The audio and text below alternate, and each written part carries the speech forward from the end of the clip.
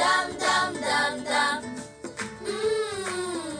Seigneur, tu me donnes une journée, un temps pour dormir et me réveiller, un temps aussi pour boire et manger, un temps pour me baigner et m'habiller, un temps pour jouer et pour m'amuser, un temps pour apprendre et travailler, un temps pour prier et adorer. Honore l'Éternel avec tes biens et avec les premiers de tous tes produits. Proverbe 3, verset 9. Dieu aime celui qui donne avec joie. 2 Corinthiens 9, verset 7. Retrouvons Estelle et Mathéo ainsi que Mamie à la foire aux fruits du village. Venez, nous avons de l'avocat ici. Et de la bonne canne à Et sucre. par ici les belles menthes. Venez, il y en a pour tout le monde. Grenade, lime. Tout ce qu'il vous Oui, faut. oui, quoi, un petit peu au sol aussi. Oui, madame. De la bonne canne à sucre. Et des pommes de terre. C'est ça. Merci.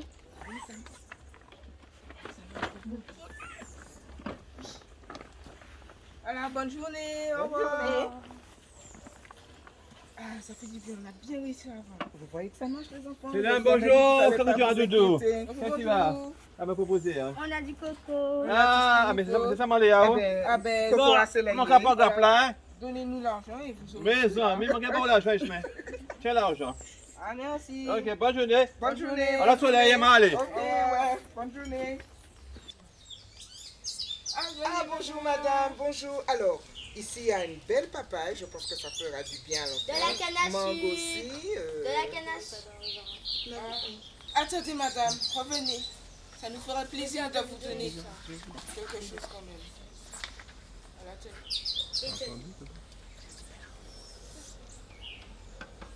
Et passez une bonne journée.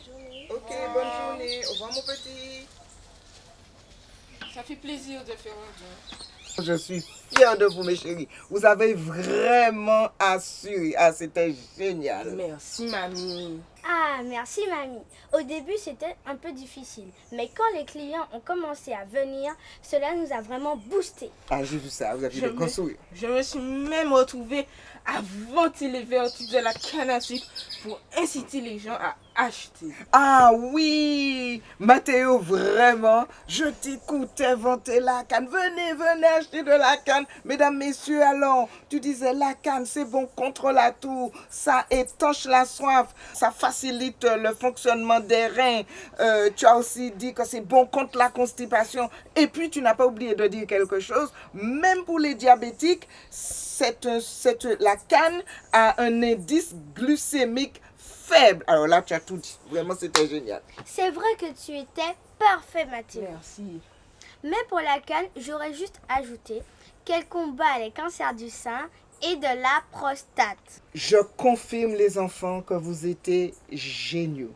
Et vous savez, j'ai été très émue quand j'ai vu que vous avez offert des choses, la canne et les autres fruits, à la dame qui ne pouvait pas en acheter parce qu'elle n'avait pas d'argent. Ça, c'était très bien. Merci, mamie. Maintenant, il est temps de voir à combien s'élève le montant de notre vente. Ça, c'est tout Mathéo, hein? Je suis heureux de vous annoncer que le montant de notre première vente au stand est de 250 €. Wow! Super! Ça veut dire que ça fait 125 € pour moi et 125 € pour toi. Ah, Estelle, tu comptes très vite et très bien quand tu le veux. Bien sûr, c'est son intérêt. Maintenant, la question est, comment va-t-on gérer cet argent? D'abord la dîme, puis les offrandes, puis pour toi, mamie. Et après, je pourrais m'acheter tout ce que je voudrais. Je pense qu'on devrait donner aussi un peu à papy, car c'est lui qui a coupé la canne. Ouais. Et maintenant, le reste, je le garde que pour moi. Mais attends, je crois qu'il y a encore une petite chose. Encore? Mais qu'est-ce que c'est, mamie? Les économies. Il est important de faire des économies, de mettre de l'argent de côté. Mais à quoi ça sert, mamie? J'ai plein de choses à acheter dont j'ai besoin tout de suite. Je suis d'accord avec mamie. Il faut faire des économies. Car si un jour on a un problème, on saura quoi faire. Tu t'y mets aussi, Estelle? Oui, un exemple. C'est ce que Joseph en Égypte a fait pendant les années d'abondance. Et quand la famine est arrivée, il a pu nourrir les habitants de sa ville et les villes voisines. Très bel exemple, Estelle. Faire des économies, c'est prévoir et c'est aussi suivre le plan de Dieu. D'ailleurs, je veux dire le plan de gestion que Dieu a pour nous. Et d'ailleurs, la Bible nous invite à être prévoyants comme la fourmi.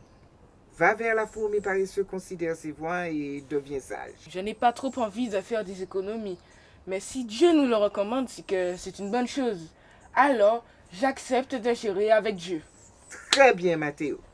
Tu vois, tout comme tu incitais tes clients à acheter la canne à sucre parce que c'était bon pour leur santé, eh bien, de la même manière, Dieu t'invite à faire des économies parce que c'est une bonne chose pour toi. Prions, les enfants. Seigneur, nous te remercions pour cette belle vente que tu nous as accordée aujourd'hui.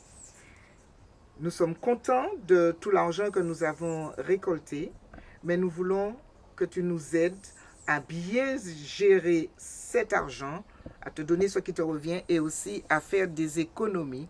Nous t'avons prié au nom de Jésus. Amen. Amen.